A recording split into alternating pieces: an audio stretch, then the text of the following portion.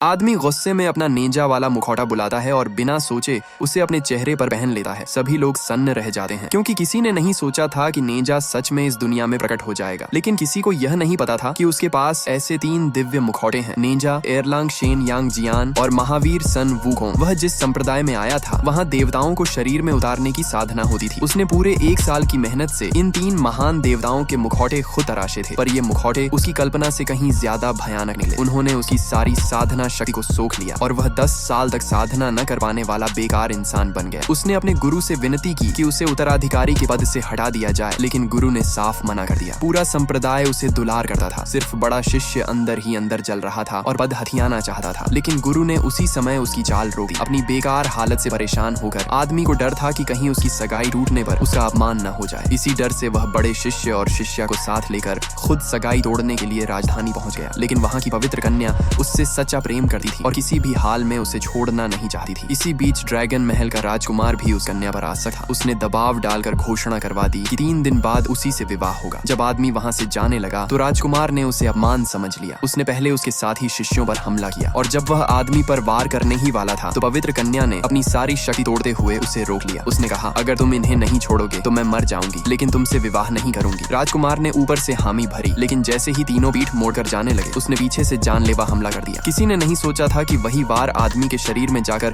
उसकी बंदी हुई शक्ति को खोल देगा। मुखौटा तुरंत ऊर्जा से भर गया और उसकी साधना शक्ति वापस लौटने लगी। वह चौंक गया, मेरी शक्ति वापस आ रही है। उसे समझ आ गया कि अगर वह मुखौटे को पूरी तरह तराश दे तो वह पूरी तरह ठीक हो सकता है। लेकिन दूसरी ओर यह घटना एक बड़े तूफान की शुरुआत थी। ड्रैगन महल में खबर पहुंची कि राजकुमार बुरी तरह घायल हो गया है, उसकी नसें टूट चुकी हैं और भविष्य में शायद वह चल भी न सके। महल के स्वामी ने गुस्से में आदेश दिया, चारों समुद्रों और सभी संप्रदायों को बुलाओ, आज उस संप्रदाय को खून से